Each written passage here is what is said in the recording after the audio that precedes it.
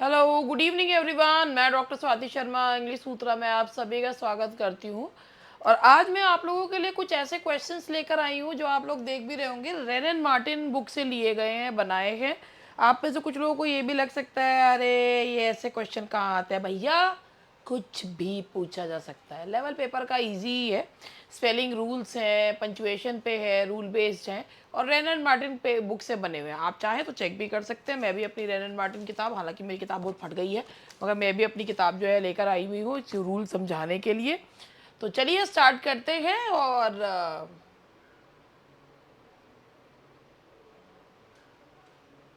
आज है टारगेट, ये 50 क्वेश्चंस लिए हैं फिलहाल मैंने, और ये सिर्फ ग्रामर के क्वेश्चंस हैं। और आप लोग सामने देखिएगा और इसका जवाब जो है दीजिएगा। मैं इसका विद आप ये रेनर मार्टिन अपनी किताब जो है उसमें से देख पढ़ सकते हैं किस प्रकार के क्वेश्चन इसमें से आ सकते हैं, ये भी आप लोगों को इसमें समझने में आ जाएगा। तो रेनर मार्टिन की formation of word spelling rules है, उसमें से ये क्वेश्चंस पहले वाले बने हुए हैं। मैं आपको एक एक करके इसका समझाती जाऊंगी। तो पहला क्वेश्चन है, which is the correct spelling when adding suffix E D to the word rob. तो इसके लिए आप सभी को पता है, सामने जो है वो जवाब दिख भी रहा है, वो है आपका दैट इज रॉब्ड। रॉब्ड है। इसका रूल क्या है? रूल नंबर 1 है, अगर वन सिलेबल वर्ड है, वन सिलेबल वर्ड, रॉब जो है उसमें एक ही सिलेबल है, वन सिलेबल वर्ड है, ठीक है। और जो है वॉल, इसका रूल जो होता है वो ये होता है कि एंड जो होता है उसमें एक सिंगल सिलेबल और सिंगल कॉन्सोनेंट आए। ये सिंगल सिलेबल है और ये सिंगल सिलेबल है, सिंगल वॉल है और ये सिंगल कॉन्सोनेंट है, ठीक है। तो जब आप इसमें ईडी ऐड करते हो तो जो कॉन्सोनेंट होता है वो डबल हो जाता है। तो इसमें क्या होता है कि ये वो, इसमें एक सिंपल सी बात ये होती है कि जब एक वन सिलेबल वर्ड होता है, सिलेबल कैसे गिनती करते हैं, जितने वॉल्स होते हैं उतने सिलेबल्स होते हैं। जैसे रॉब में एक ही सिलेबल का वॉल का साउंड आ रहा है तो वो एक ही सिलेबल है। जब एक वॉल और एक कॉन्सोनेंट होता है और ईडी जोड़ते हैं तो उसमें क्या होता है कि जो कॉन्सोनेंट होता है वो डबल हो जाता है। जैसे इसका ये है, अगर हमने बोला ईडी जोड़ें या कोई भी सफिक्स जोड़ें, जैसे हमने यहाँ पे बोला बेग प्लस आईएनजी, तो आप यहाँ देखो ये वन सिलेबल वर्ड है, एक वॉल है, एक कॉन्सोनेंट है। तो अगर आपको इसको जोड़ कॉन्सोनेंट क्या हो जाएगा? डबल हो जाएगा। So the rule is when there is a one syllable word and that ends on one vowel and one consonant and you add a suffix to it, usually the consonant is doubled. तो इसे कहते हैं, ये correct spelling rule है। So the answer is B. Choose the correct spelling for beginning. Begin, beginning है तो इसमें BEGINNING beginning हो जाएगा। और इसमें ये है जब 2 और 3 जो है वो सिलेबल वर्ड्स होते हैं, बी गिन, बिगिन, बी और गिन, जितने वॉल्स उतने सिलेबल्स। बी मतलब में एक, गिन में एक, दो सिलेबल वर्ड हो गया। जब 2 या 3 सिलेबल वर्ड होते हैं जिनमें सिंगल वॉल होता है, मतलब जब एंड हो रहा होता है तो सिंगल वॉल होता है। जैसे आई पे खत्म हो रहा है ना, आई और एन है, तो आई सिंगल वॉल है तो, और सिंगल कॉन्सोनेंट है, तो फिर वही चीज़ होती है कि लास्ट में जो कॉन्सोनेंट होता है वो डबल हो जाता है। अगर ये चीज़ यह है कि अगर 2 या 3 जो है सिलेबल वर्ड है और जो है वर्ड के एंड में, जैसे बिगिन है, ये सिंगल वॉल है, सिंगल कॉन्सोनेंट है, आईएनजी जोड़ा तो कॉन्सोनेंट क्या हो जाएगा? डबल हो जाएगा। सो द जो इसमें ये स्पेलिंग रूल में आप पढ़ भी सकते हैं और हिंदी में मैं इसे समझा रही हूँ कि यदि कोई शब्द जो है वो एक, 2 या 3 सिलेबल का हो, 2 या 3 सिलेबल का हो और उस शब्द का जब अंत हो तो उसमें एक वॉल और एक कॉन्सोनेंट हो और उसमें आप सफिक्स जोड़ेंगे तो वो जो शब्द है उसमें जो कॉन्सोनेंट होगा वो डबल हो जाएगा। In British English how is the word travel spelled when adding I N G? वही चीज़ है, इसमें भी डबल एल हो जाता है। ट्रेवल में जो है वो जब लास्ट सिलेबल पे जो है लास्ट ट्रेवल, जब लास्ट सिलेबल, इसका रूल ये है कि ट्रेवलिंग, जब लास्ट सिलेबल पे स्ट्रेस नहीं होता है तो एल डबल कर देते हैं। जैसे आपने यहाँ पे बोला even if the stress doesn't fall on the last syllable, तो एल जो है वो डबल कर देते हैं। हाँ, लेकिन इसमें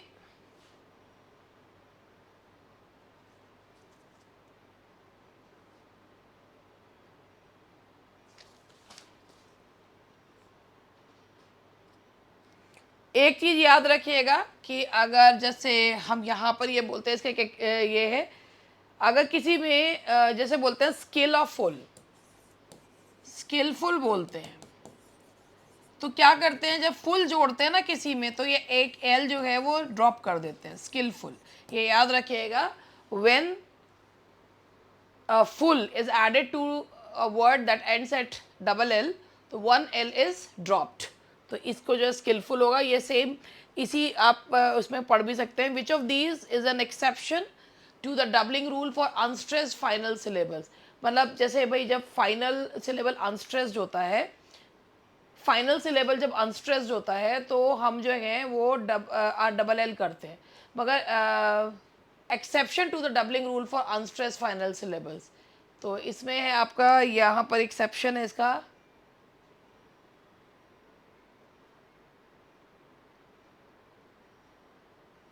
इसका एक्सेप्शन ढूंढना है। Which of these is an exception to the doubling rule for unstressed final syllables. तो इसका मैं आपको वो बता देती हूँ, और इसका जो है वो मैं इसमें से दो एक भी रही थी, worshipped.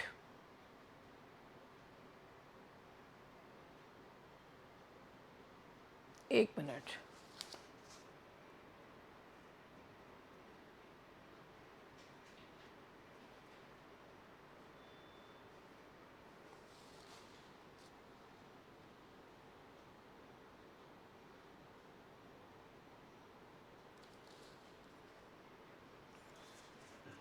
words of 2 or 3 syllables ending in single vowel, single con, double the final if the last syllable is stressed. The consonant is not doubled if the last syllable is not stressed. Okay, एक ये भी चीज है। देखो, एक rule है, अभी मैं यहाँ पर बता भी रही थी, जो इसी का था, मैं पहले इस रूल को समझा दूं। जैसे हमारा एक रूल है परमिट, और परमिट में आपको जोड़ना है ईडी, ठीक है।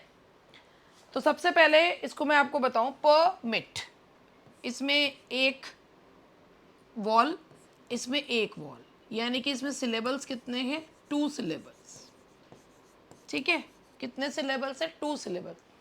अब इसमें से स्ट्रेस्ड कौन सा है, तो स्ट्रेस जो होता है वो देखिए, अब इसमें जो है स्ट्रेस निकालना है, प मिट, जो आवाज़ जो उठ रही है, प मिट, वो जो है जो स्ट्रेस सिलेबल है वो मिट है। तो अब जब जब लास्ट वाला सिलेबल जब स्ट्रेस्ड होगा ना, तो आपको क्या करना होगा कि उसमें आप उसको कॉन्सोनेंट को डबल कर दोगे, परमिटेड, ये हो गया। ये मैंने अभी इससे पहले वाले में बताया था। लेकिन और ये भी था, कॉन्सोनेंट डबल नहीं होता है, जब कॉन्सोनेंट डबल नहीं होता है अगर लास्ट सिलेबल स्ट्रेस ना हो। लेकिन कुछ वर्ड्स जो होते हैं वो एक्सेप्शन है। जैसे कौन कौन से हैं, वर्शिप, किडनैप एंड हैंडीकैप। ये क्या है, ये जो है वर्शिप, किडनैप और हैंडीकैप, ये क्या है, ये एक्सेप्शंस हैं। ये एक्सेप्शन क्यों है, आप इसमें देखिए, वर्शिप, इसमें जो है इसमें ये वर्शिप, तो वर्शिप जो है इसमें 2 सिलेबल्स हैं, और किडनैप में भी 2 सिलेबल्स हैं, हैंडी कैप इसमें 3 है, हैंडी कैप में। तो ये जो है इनमें लास्ट सिलेबल जो है वो स्ट्रेस नहीं है, उसके बाद भी इसमें जो है वो डबल होते हैं जब कॉन्सोनेंट डबल हो जाता है। तो वर्शिप्ड जो है वो इसका रूल है।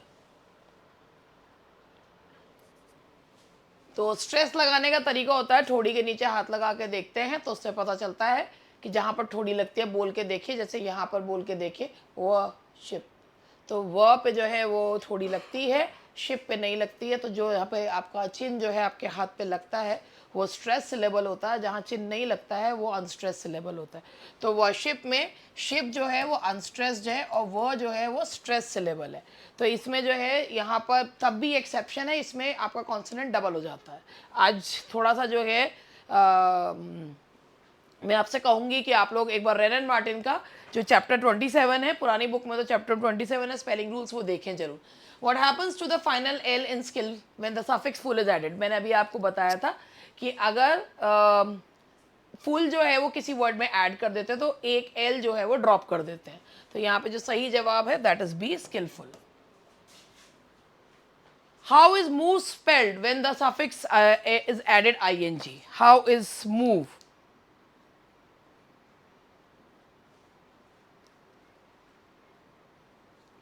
ing, तो मूव में से ई हटा देते हैं तो मूविंग होगा, that is moving. The answer is A, moving. और इसका रूल ये है कि जब आप ये ना साइलेंट ई है, this is the rule is silent e. जब साइलेंट ई लगता है और ing जोड़ते हैं, साइलेंट ई होता है ing जोड़ते हैं तो क्या करते हैं, ई हटा देते हैं और वो उसको रहने देते हैं, मूविंग हो जाएगा। जब when the words ending in silent e, the e is dropped before a suffix beginning with a vowel।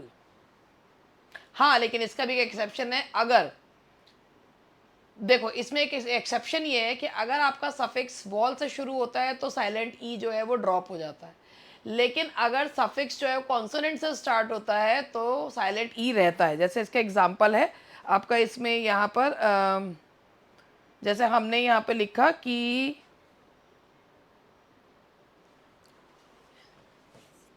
Engagement, तो यहाँ पर ये एंगेज है, एंगेजी तो बोलते नहीं है, साइलेंट ई है। और ये जो हमारा सफिक्स है ये हमारा कॉन्सोनेंट से शुरू हो रहा है, तो हम एंगेजमेंट में जो जी ई है वो ई, जी के बाद ई है वो रखते हैं। Choose the correct spelling for truly. Truly ये एक एक्सेप्शन है, ट्रूली में ये भी साइलेंट ई है लेकिन ये एक्सेप्शन है, इसमें से ई ड्रॉप हो जाता है, ये एक्सेप्शन है। ट्रूली, ड्यूली, आर्ग्यूमेंट, जैसे आर्ग्यूमेंट में से ई हट जाता है, एक्सेप्शंस हैं ये। Truly, duly, argument, wholly, ninth, awful, ये सारे के सारे हमारे एक्सेप्शंस हैं। Which word correctly keeps the final e when adding able?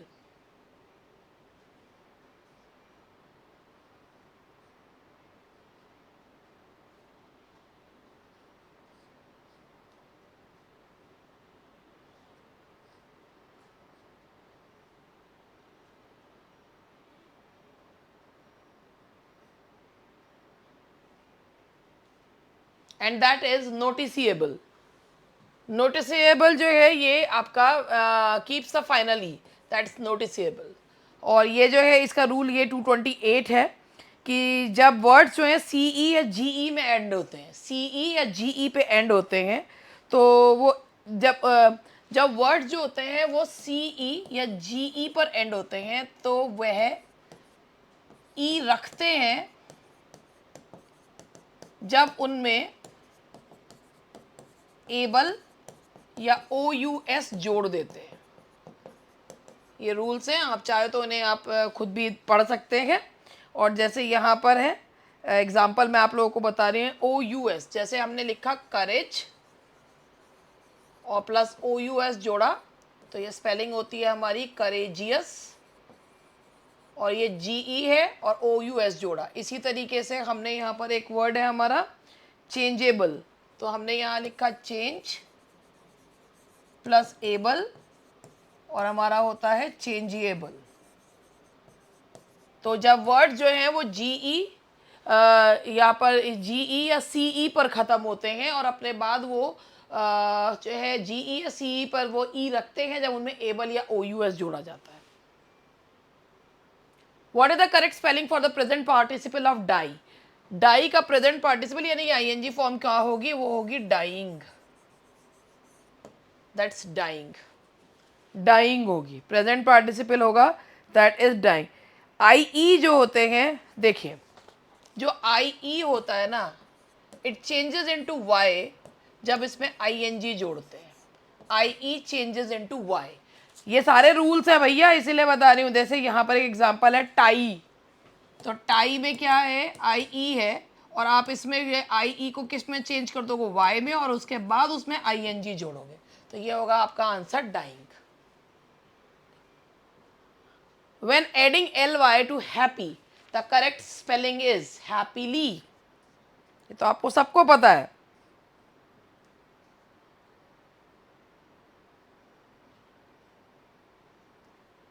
देखो, जब ly जोड़ते हैं तो जो y होता है वो i में बदल जाता है। जब ly जोड़ते हैं तो y i में चेंज हो जाता है। ठीक है जी, तो happily. Which spelling follows a general rule for IE or EI when pronounced like double E?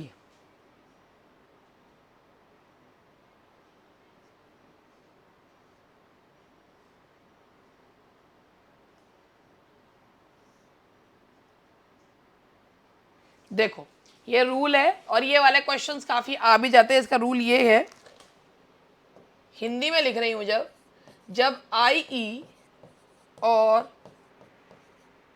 ई आई ई की तरह प्रोनाउंस होते हैं,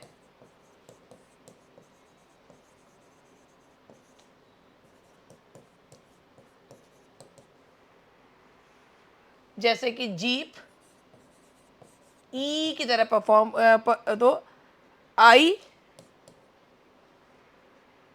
ई के पहले आता है, आई ई के पहले आता है, एक्सेप्ट सी। ठीक है, अब इसमें यहां पर इसको समझिए, जब आई ई और ई आई जो होते हैं ई की तरह प्रोनाउंस होते हैं, जैसे आपने यहां पे लिखा बिलीव, बिलीव,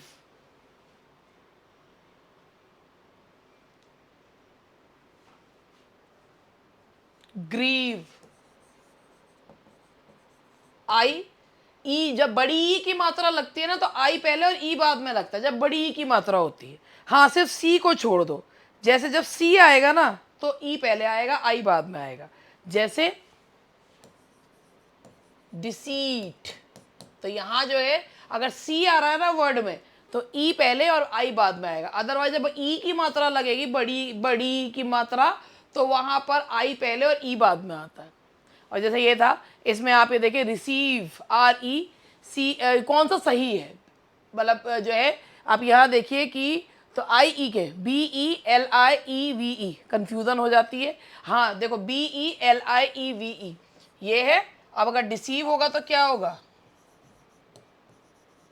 यहाँ ई पहले आएगा। ये एक रूल है, और मैं, आप ये देखो, यूट्यूब पर 11 क्वेश्चन करवाने में मुझे आज 18 मिनट लग गए, और ये सारे रूल्स जो हैं ये स्पेलिंग रूल्स थे जो मैंने आप लोगों को करवाए हैं, और आप चाहें तो खुद भी पढ़ सकते हैं। Which of the following is an exception to the I before E except after C rule? Seize, seize, seize, protein, मतलब ये सी रूल के अलावा एक और है जिसमें ई जो है वो आई के पहले आता है, और इसमें है ये आपका seize, protein. A full stop, ये पंचुएशन के क्वेश्चन है। A full stop is use to mark the end of which type of sentences?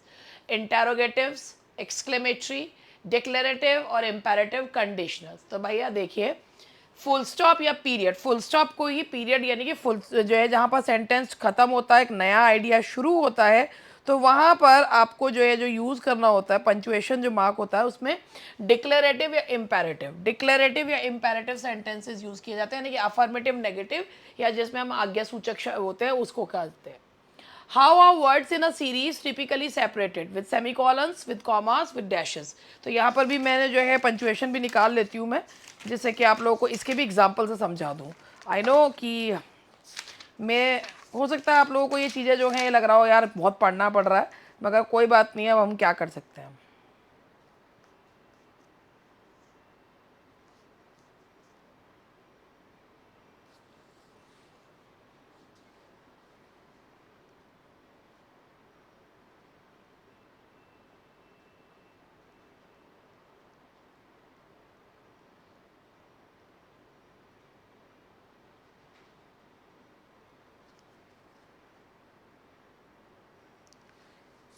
देखिए, a comma, how words in a series more than two typically separated with a comma. देखिए, जैसे a series of words in the same construction, जैसे England, France and Italy formed an alliance. England, France and Italy. वैसे and के पहले भी लगता है उसे ऑक्सफोर्ड कॉमा कहा जाता है, और ये एआई के द्वारा बताया गया, तो ये भी आपको पता होना चाहिए। अगर हम एंड के पहले भी कॉमा लगाते हैं, that is known as Oxford comma.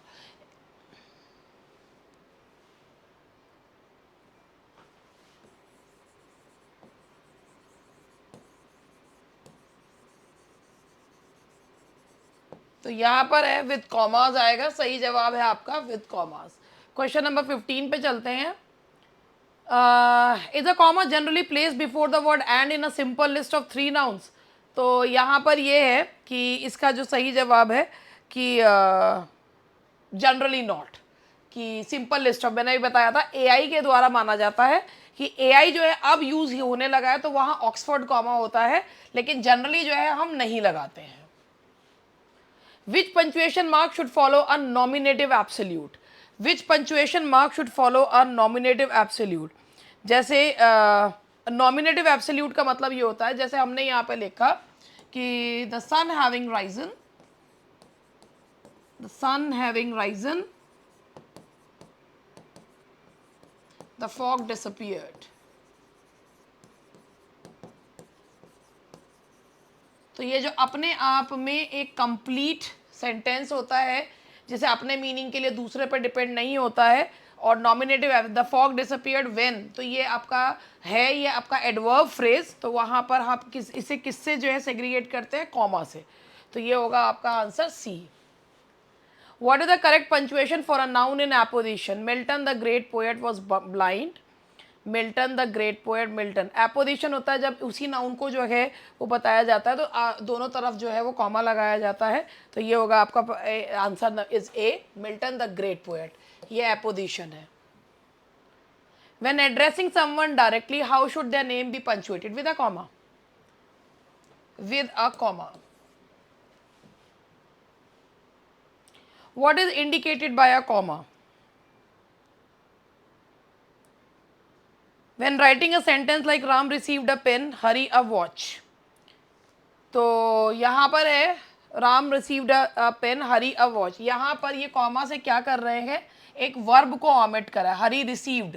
यहाँ रिसीव्ड की जगह हमने क्या कर लिया है, ऑमिट कर दिया है। तो कॉमा से वर्ब ऑमिशन दिखाते हैं, the omission of a verb.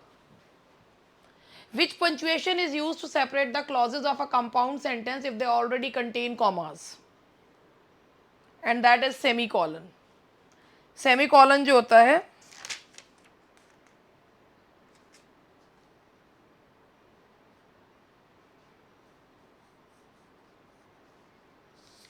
देखिए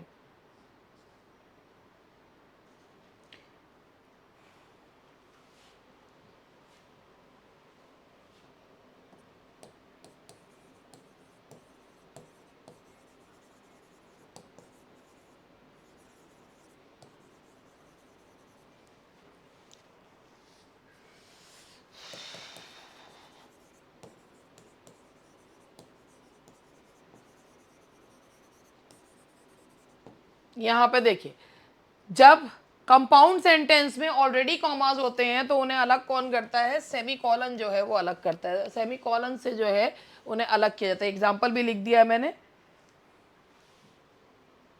अ colon is often used, colon दो ऊपर नीचे डॉट्स जो होती हैं, introduce a quotation. A colon is used to introduce a quotation. Bacon says, Keats says, a thing of beauty is a joy forever. Should a question mark be used after an indirect question? जब हम indirect पूछते हैं, he asked me what my name was, तो question mark नहीं लगाते हैं। The answer is no. What is the purpose of the dash in punctuation? Dash का जो पर्पज होता है वो इंडिकेट एन एब्रप्ट स्टॉप। जब I should tell you, but why should I tell you, तो जब एब्रप्ट चेंज ऑफ थॉट होता है ना, तो वहाँ पर हम डैश का यूज़ करते हैं। और ज़्यादा एक्सप्लेनेशन आपको चाहिए तो आप लोग जो है ना इसको अपना उस किताब से पढ़ना बहुत अच्छा भी होता है। तो अगर आप है तो आपके पास किताब होती है रेन एंड मार्टिन, तो आप उससे पढ़ भी सकते हैं। How are the parts of a compound word like passer by connected? तो पासर बाय जो है वो किससे कनेक्टेड है? हाइफन से, with a hyphen. Which of the following always requires a capital letter? Always require the pronoun I and proper nouns. That is the pronoun I and proper nouns. Where are adverbs of manner like slowly or well generally placed? अब देखो ये भी questions हैं। ये मैंने ना जो ये क्वेश्चंस हैं वो इसी बुक में से ही बनाए हैं मैंने।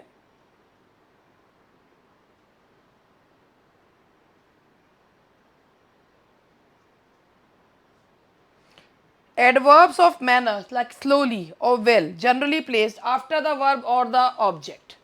After the verb or after the object. He walks slowly.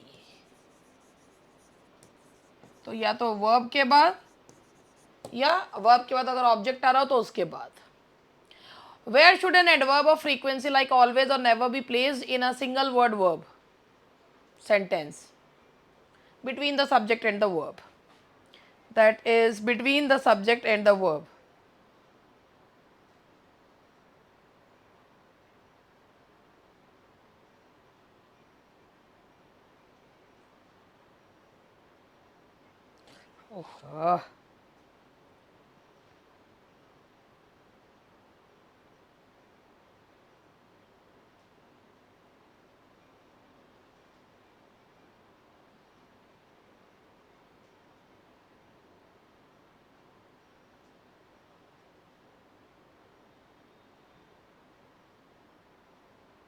देखिए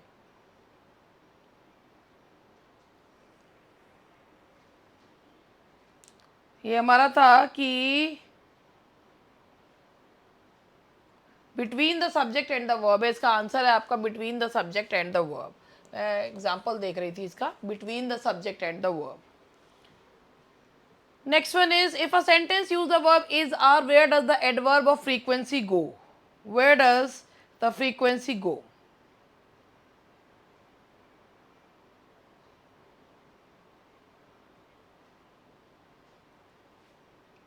If a sentence uses the verb is or, where does the adverb of frequency go? And that is after the verb. इसको मैं एक बार इसका example देखना चाहूँगी।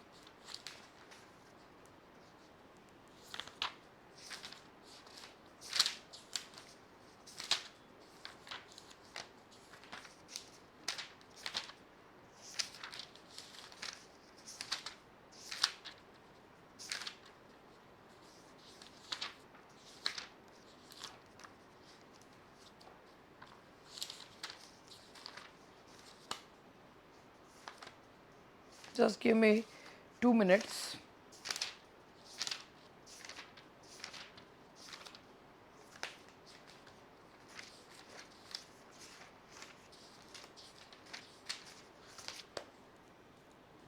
Just 2 minutes. मैं example देख रही थी।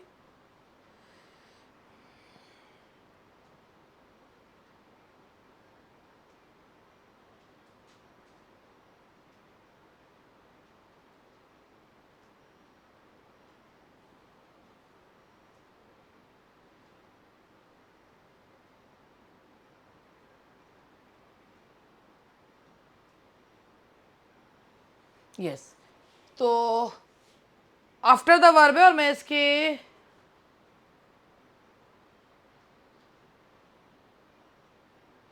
क्या कर रहा है?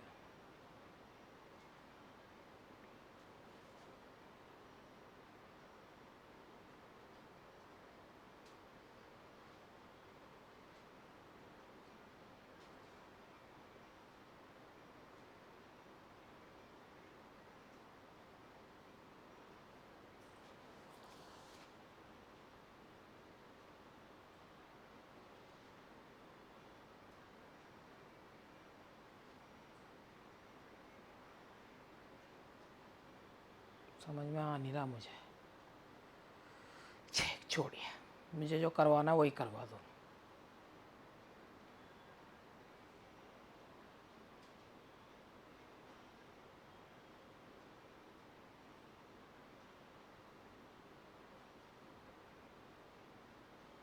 किताब में मिलता ना कोई, जब कोई चीज़ ढूंढो ना तो मिलके ही नहीं देती हो।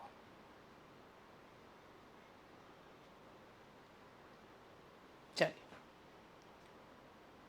क्वेश्चन था हमारा आफ्टर द वर्ब था, इसका आंसर तो मैं आपको आफ्टर द वर्ब दे ही देती हूँ कि ये है after the verb. If a sentence uses the verb is where does the adverb of frequency go, that is after the verb.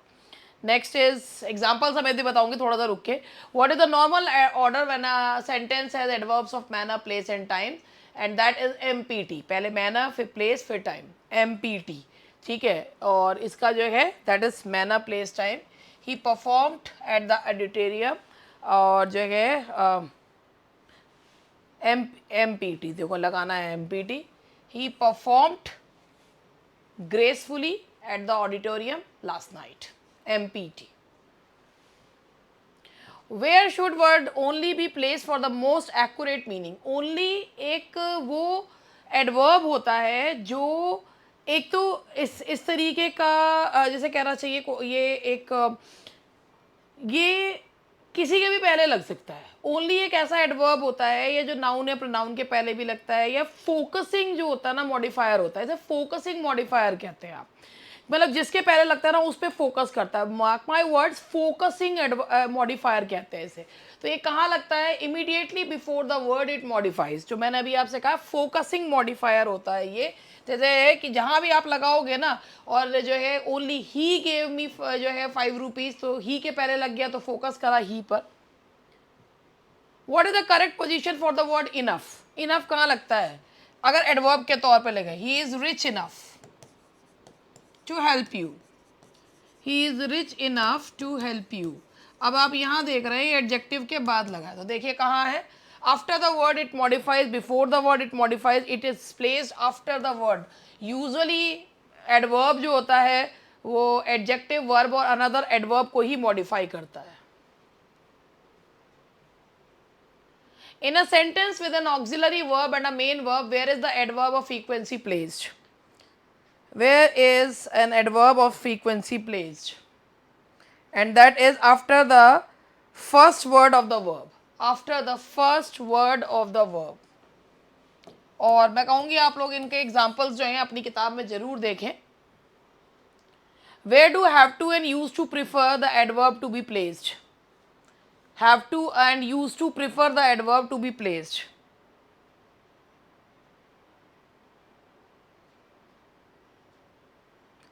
I often have to go. I often, in front of them. I often have to go. तो ये जो है ना in front of them, just before them. I often have to go. When an adverb modifies an adjective, where is it usually placed? Before the adjective. Basically, before the, when an adverb, ये ना वैसे तो जैसे कहते हैं ना he is too boring, तो boring is an adjective or to is placed before it. What is the usual order of objects in a sentence with both direct and indirect object?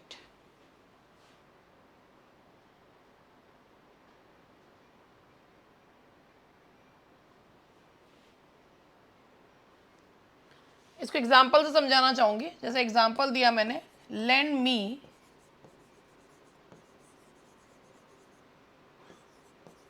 Your book.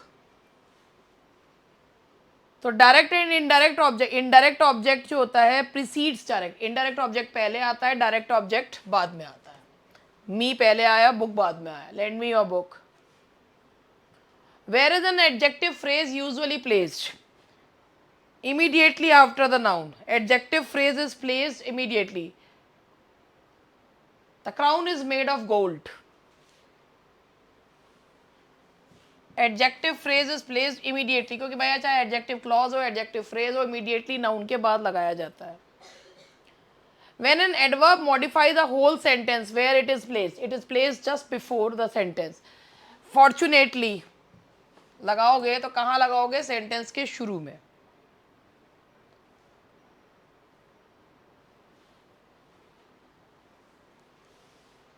In short responses where the auxiliary is stressed, where does the adverb go? Before an auxiliary. Before, yes, I sometimes do. Before an auxiliary. Which modal verb, ये modal के questions है. Which modal verb is considered more formal for asking permission? Question देखिए और बताइए कौन सा modal verb जो है ज़्यादा जो है वो formal माना जाता है permission seek करने के लिए. Can, may, must, should.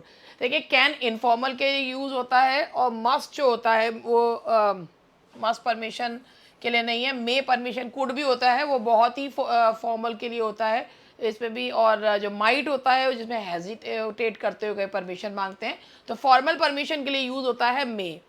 How do can not and may not differ in meaning? Can not का मतलब होता है हो ही नहीं सकता, और मे नॉट होता है कि संभावना कम है. ठीक है, संभावना कम है. Can not denotes impossibility, may not जो कहता है संभावना जो इम्प्रोबेबिलिटी बताता है.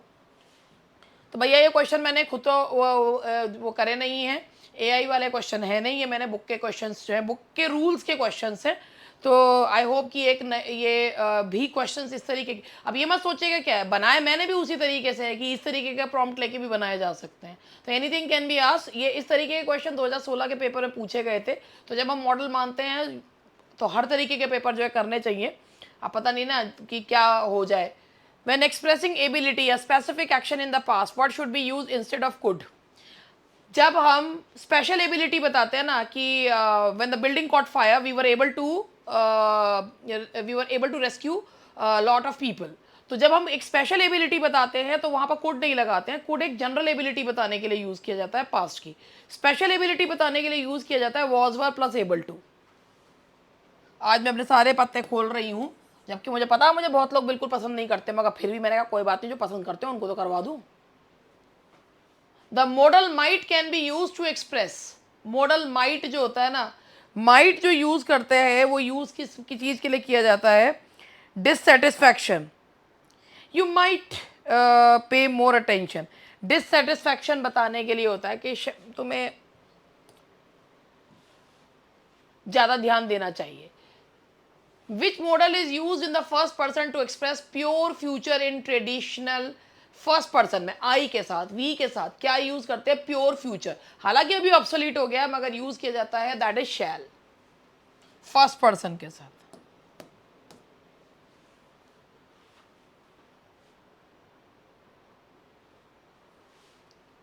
What does will express when used in a sentence like he will talk about nothing but films? Characteristic habit है. दैट इज ये एक जनरल वो बता एबिलिटी, कैरेक्टरिस्टिक हैबिट है, कुछ खास नहीं.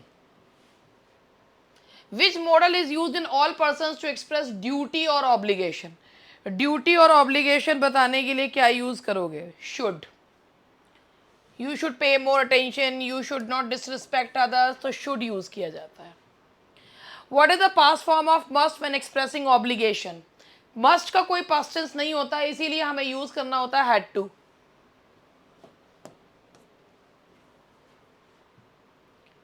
Must can be used to express logical certainty. It's overcast, it must rain today. Logical certainty बताने के लिए मस्ट यूज होता है.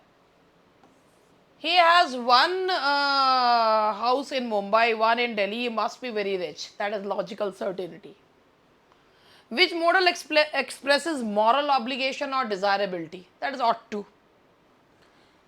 मॉरल ऑब्लिगेशन बताने के लिए ought to यूज करते हैं. We ought to respect our elders. The auxiliary used to is used to express a past or a discontinued habit. जो किया करते थे बट अब नहीं करते हैं, that is C. And the last question for today is how is need used as a modal in a negative sentence? He need not go. Need एक model भी है और जो है वो एक मेन वर्ब भी है. जब वो मेन वर्ब के तौर पे यूज होता है तो वो किसी भी सेंटेंस में यूज हो जाता है, लेकिन वो अपने बाद इन्फिनेटिव लेता है. लेकिन जब नीड मॉडल के तौर पे यूज होता है तो वो नेगेटिव और इंटेरोगेटिव में यूज होता है. He need not go. So here I rest. 40 minute में 50 क्वेश्चन कराए. आज लेट हो गई मैं, मतलब समझा के करा. आई डोंट नो कि आप लोगों को कितना ये टॉपिक जो है, ये वैसे तो एक बहुत अच्छा टॉपिक है. सिंपल क्वेश्चंस मैंने इसमें लिए थे, मगर रूल्स काफ़ी सारे हैं, तो बी प्रिपेयर्ड फॉर एवरीथिंग. और बहुत आसान पेपर आ जाता है तो बहुत दिक्कत हो जाती है। तो पता नहीं, मुझे भी नहीं पता क्या आएगा क्या नहीं आएगा, but I am trying my level best to make you understand कि क्या क्या चीज़ें आ सकती हैं। Okay, bye bye.